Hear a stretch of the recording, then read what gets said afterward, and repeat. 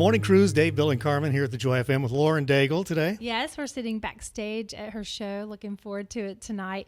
All right, Lauren, we're going to wrap up here. We love your new record. We were able to celebrate it with you last August. Part of it came out, then the second part of the album came out. But I wanted to ask you specifically, because, you track through a record. I mean, I can remember the first time I heard Rescue. I mean, I just, and This Girl, honestly, is my anthem. Yes. It's my anthem. We've looked all over, but we're not going. We're not going anywhere else, Lord. You are it.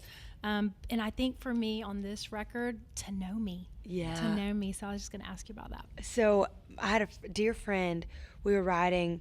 She said, I just lost someone very close to me at a young age. Like, she's a mother. I didn't expect this, and it's devastating. And she said, I want to write a song that tells, she said, in the midst of her grief, people were trying to figure out ways to say, oh, if you just do this, it'll make it all better. Oh, if you try this, it'll make it all. And eventually she thought, to know me, you'd have to know my friend. Like, you'd have to know the way that they made such an impact on my life. You'd have to know all the things that they've poured into me and all the ways that they've meant something to me for you to be able to give advice, right? And she said, how do we just go and write a song that shows the imprint of people who have meant something to us but have maybe gone before us?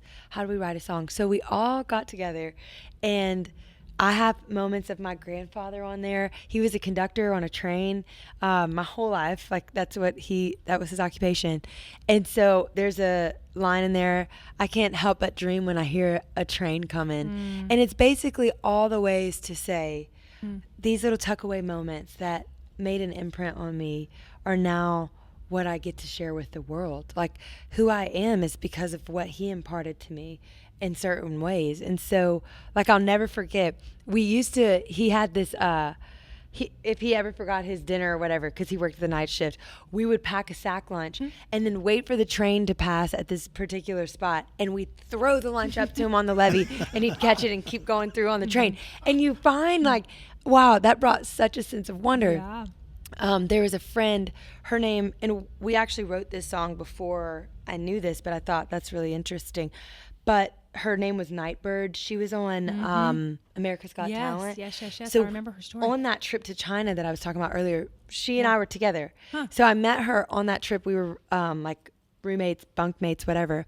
And I ended up meeting her, loving her. We became friends. And then years later, she ended up moving to Nashville. And so we reconnected. But her name was Nightbird because she said, even in the midst of such harrowing darkness, a bird sings at night. And she would hear this bird over and over again at night that would only sing at night. And I walked through a time when I was recording a Look Up Child record where every time I'd come home from the studio late at night or whatever, there was always a bird singing outside my window. And so it was kind of just like my comfort of getting in bed knowing, oh, the birds are singing. Like, all right, they're going to sing me to sleep now after I've been singing for however many hours. It's just kind of the sweet moment. Well, she said she named herself Nightbird, and we kind of connected over that. But she named herself Nightbird because of the beauty of hearing a bird sing at night. It's such a rare but beautiful gift. So there's that second chorus that talks about if you've ever heard a bird sing in the middle of the night, then you know that heaven's waiting to take you by surprise. Like those moments that we might not necessarily be looking for, but he comes and he just gives a little element of comfort. And that song is meant to just bring comfort to those who have lost people along the way that they may never have expected to.